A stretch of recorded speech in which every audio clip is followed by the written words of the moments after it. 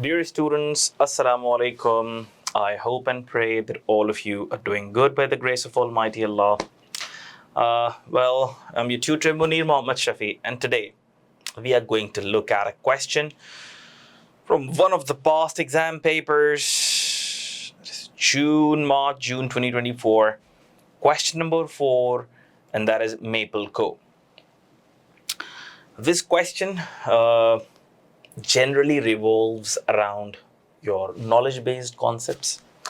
Not a very technical question, quite straightforward. It depends upon your knowledge-based elements. Again, I'm repeating, your knowledge-based elements. Not a big deal, not a very technical question. Let's have a look at this question. 25 marks question. Okay, so we are starting. We'll first read a bit about the question, then we'll read about the requirements, and then exhibits.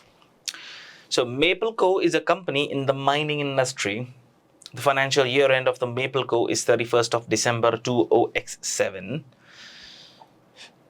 The following exhibits available on the left-hand side of the screen provide information relevant to the question. And there are 2 exhibits. One exhibit contains judgment and estimates note, and the other contains some information about financial instruments. Judgment and estimates note provides an extract from a disclosure notes of the financial statements relating to use of management judgment and estimates.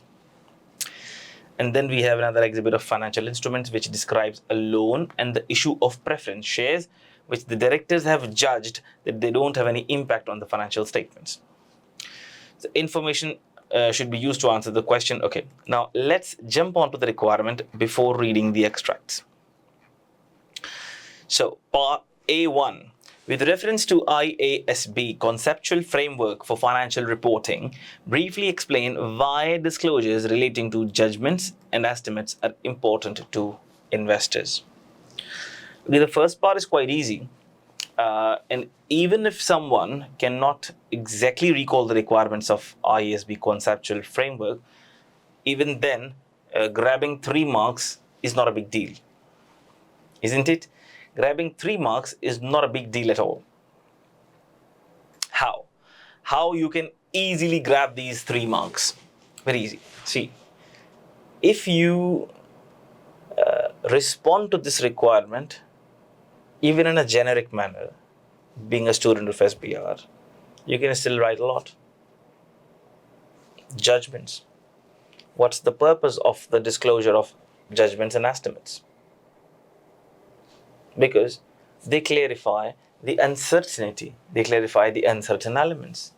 They enable the users of the financial statements to take care of all the possible situations and then take the decision with all risks in mind, with all risk management.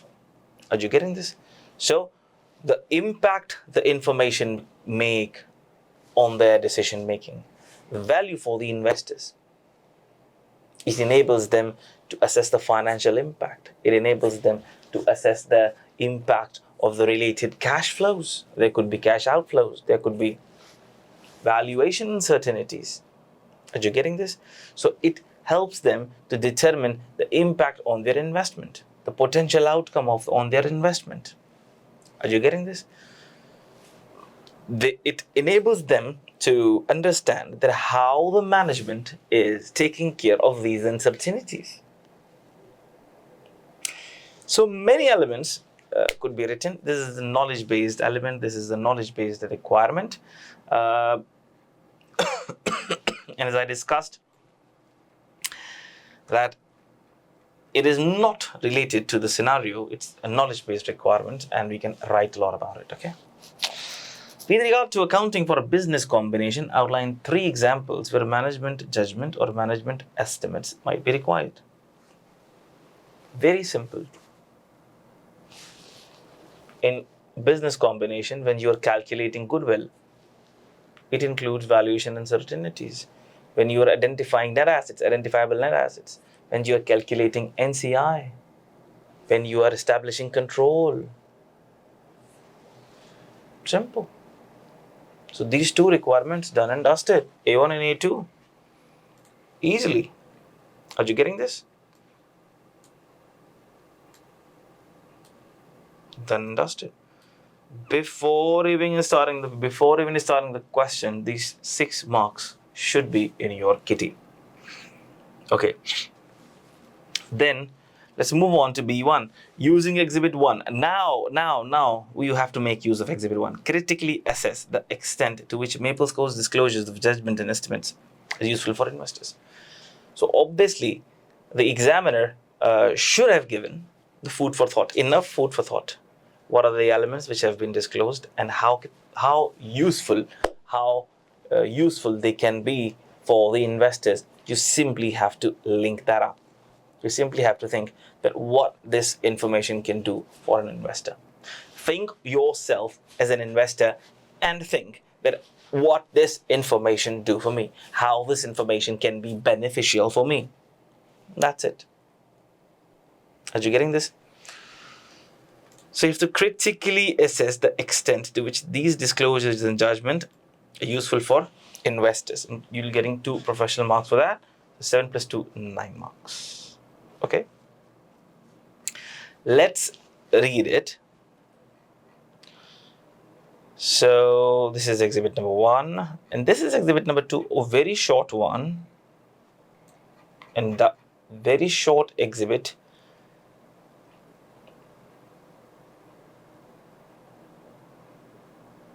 it has 7 marks. Okay, one more thing. This is again a knowledge-based element. Explain how MapleCo should establish an accounting policy where an issue is not addressed directly by IFRS accounting standard. Again, this is a knowledge-based requirement, which is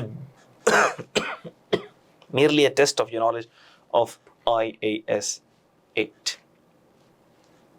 Okay, so let's move on and let's look at these requirements. Okay, so we will look at these requirements, knowledge-based requirements, once we refer the compiled solution. Okay, I have tried to simplify the solutions. I've tried to break it down to the digestible chunks and headings so that I can explain that how the drafting could be done for such elements of the question. Okay, so let's start reading the exhibit. MapleCo is a company in the mining industry.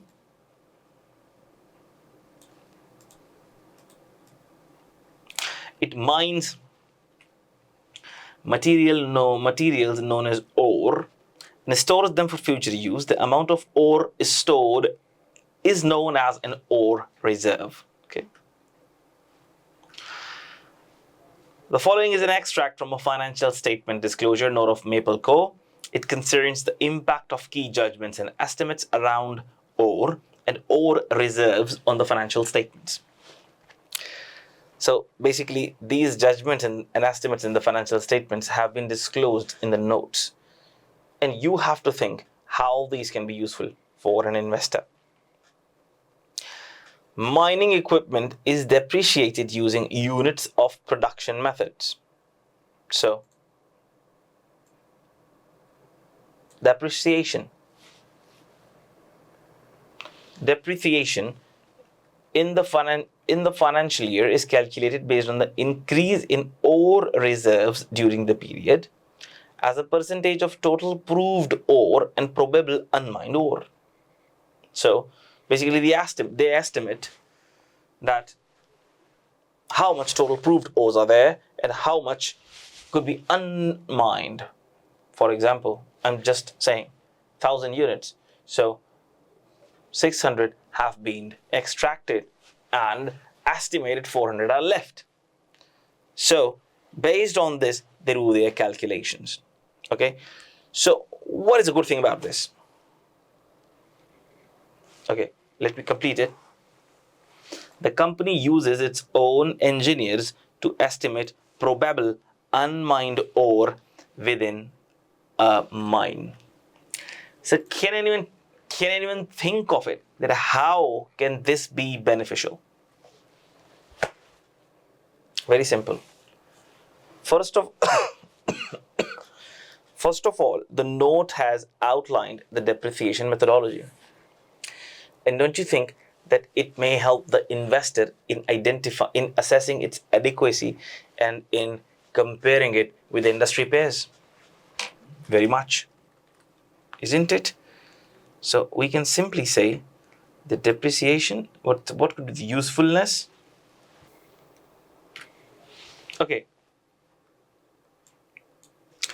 Then the company uses its own engineers to estimate. The company uses its own engineers to estimate probable unmined ore within a mine. So engineers are used. So don't you think it adds to the credibility and reliability, isn't it? Adds to reliability and credibility. Simple. Provisions. Okay. The recognition and measurement of environmental restoration and decommissioning provisions require judgment and is based on assumptions and estimates regarding the date of mine closure. Now, obviously, the decommissioning costs, provisions, the estimates. Okay, one more thing. Okay, let's read it completely and then we can think of what could be the risks or what could be the usefulness for the disclosure note. The recognition and measurement of environmental restoration and decommissioning provisions requires judgment and is based on assumptions and estimates regarding the date of mine closure. The date will change as estimates of probable unmined ore are updated. The group considers it unlikely that a reasonable possible change to mine closure dates would have a material impact on the provision, and as such, no sensitivity analysis has been provided. So, one thing obviously we can suggest that there should be sensitivity analysis, because obviously the events are uncertain. What if this happens? What if this happens? What if this happens? Are you getting this? There could be multiple estimates. If these factors changes, then the decommissioning cost may increase by this percent, so that the investor may have an idea that how much cost the company can additionally incur. Okay. Significant judgment is required to determine the cost associated with the restoration work.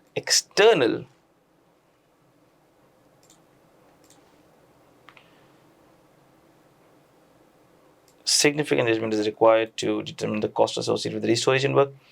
External independent experts are involved. Okay. So what can we write? What can we write? Okay. First of all, we can write that provision is a high risk area. It's good that this information has been presented for the investors so that it aids in decision making for the investor. Are you getting this? External experts, adding again to the credibility, investors' confidence, missing sensitivity analysis. That's a point of concern. Okay, so we can make a note of that. So we can comment in 3 aspects.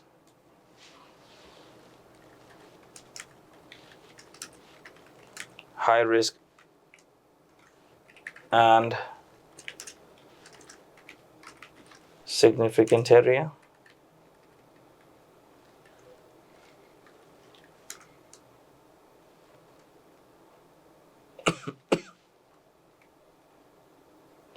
Use of independent experts.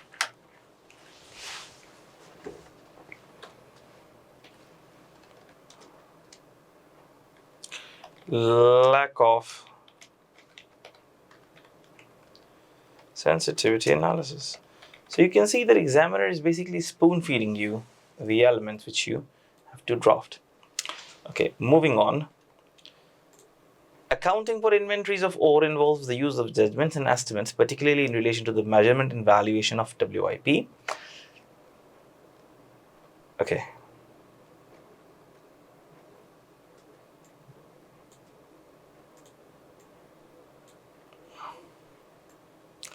Certain estimates are calculated by the engineers using available industry engineering scientific data. Estimates are periodically reassessed. Inventory is valued at lower of cost than NRV. The market price of the ore changes daily. NRV of the inventory is measured using the current price of the ore rather than forecast future price of the ore. Okay, so we can say are periodically reassessed. Okay, so can we say that how often? How frequently? Can we further question that what if the future prices go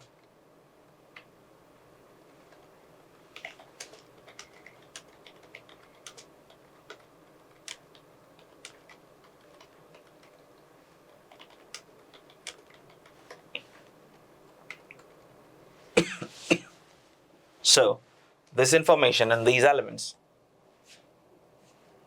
should be useful for the investors, and if they are missing, it should be added. Okay, so well, these are the requirements or these are the considerations which are important in respect of this. So what we can do is, yes, we can refer the solution. So first of all, the few initial requirements: what is the purpose of judgments, impact of judgments and estimates, what it is, what the value for investors could be, understanding the potential outcomes. We've already discussed all these elements. Then judgments and estimates for accounting, in accounting for business combinations, goodwill, impairment, identifiable net assets, NCI, there could be many. We've already discussed this.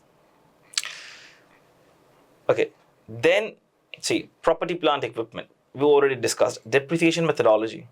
The note outlines the methodology for calculating depreciation. It enables the investors to assess its adequacy and compare with the other companies in the same industry. That's what we've written in the bullet pointers of the planning.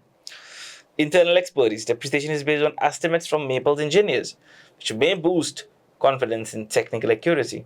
However, reliance on internal experts may raise concern and may not be as credible as external experts. Provision. High risk areas, external experts, missing sensitivity analysis. Provision involves significant uncertainty relating to cash flows, expenses, and things like that. External experts, adding credibility. Missing sensitivity analysis. It could have been useful for the investors because if the variable changes, obviously their outflow, their profitability, their stake changes. So it should be there. And lack of frequency of detail, that how often they are revised. Okay, so these elements and these requirements were not that technical. The last one is also not technical, but the last one, first of all, let's read the question and then you will be planning on your own first. Okay, again, that's a knowledge-based requirement. We will read it when we go through the answer for the last requirement. Discuss whether the director's decision to not recognize third-party loan and preference shares is in accordance with IFRS. So the directors have decided they won't be recognizing third-party loan and preference shares. Is it right or not? Let's see what they say. At 1st of January, Maple Coal loaned a third-party company $3 million.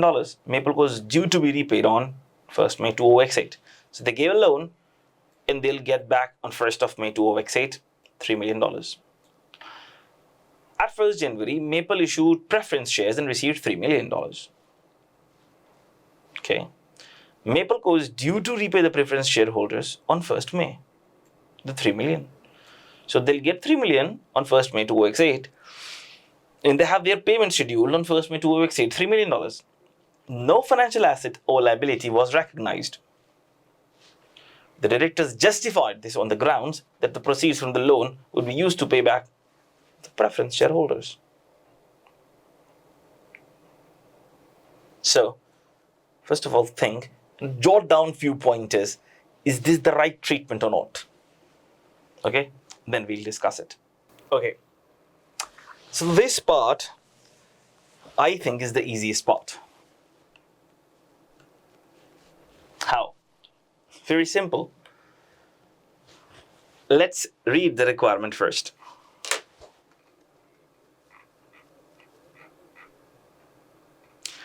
Whether the director's decision to recognize the loan is in accordance is not to not recognize the third-party loan and preference shares is in accordance with IFRS. So we have to assess whether what is the recognition criteria? And the directors have in actual offsetted the asset and liability. So what is the criteria for recognition? What is the criteria of offsetting? Okay, so if I want to plan this answer, how would I be planning this answer? See, recognition criteria, financial asset, financial liability.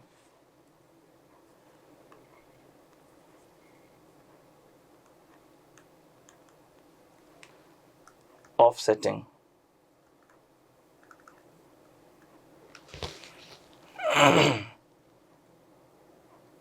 Allowed or not?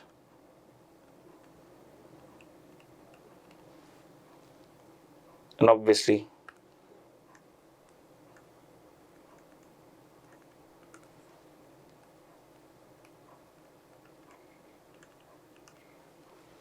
and then last but not the least,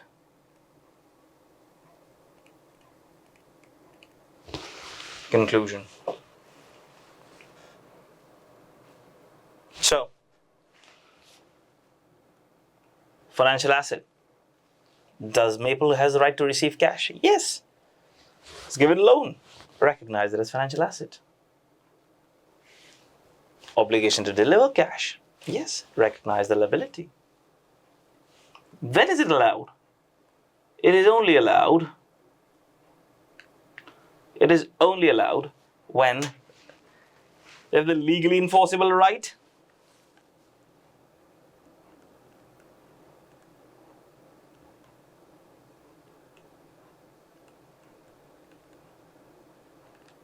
or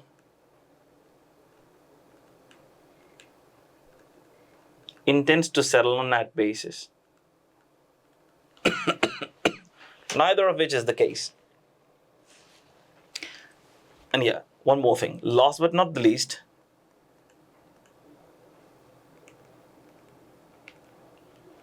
what's the derecognition criteria? They cannot derecognize the assets and liabilities unless the right expires or finishes. If the party who is out to repay them the amount, if that party doesn't repay, what's the recourse? Or whatever the recourse will be, the preference shareholders will ask for the money. The preference shares, they need to be redeemed. Are you getting this? No legally enforceable right. Are you getting this? So all these elements with the conclusion that this is not the right treatment. Are you getting this? So this is the planning. This is how you proceed to give your answers. And let's see, have you doctored it like this or not? Okay, so this is one of the requirement that what if there is no IFRS available? So number one is that you use similar IFRS if there is a non-current asset. If you can apply the non-current asset standard, you can use that standard. Otherwise, you can use the conceptual framework to recognize, measure, and things like that. Very, very simple. So this is the main requirement. Okay, so recognition. Definition under IAS 32. Right to receive cash, right to deliver cash. Okay, so as per IAS 32, you have to see whether it's a financial asset, financial liability. Okay, right to receive cash, it's a financial asset. Obligation to pay cash, it's a liability. So both should be recognized. Offsetting, is it allowed? only could be offset if there's a legally enforceable right and with the intent to settle it on net basis. So offsetting is not allowed because both the criteria are not present. Derecognition can only be done if the right to receive is expired or the asset is transferred. Financial liability can only be derecognized when it is extinguished, it's discharged, paid. So again, should not be derecognized, liability should remain, and as a conclusion, Maple Co. decision not to recognize the third-party loan and preference shares does not align with IFRS standards. Both the loan and preference shares should be recognized and presented in the financial statements. Neither should be offset or derecognized when the contractual obligations expire. Until the time when the contractual obligation is repaid or expires. Are you getting this? So, I hope the easy questions boost some confidence. And this is crystal clear. Thank you very much. Take care a lot. You're signing off. Bye-bye.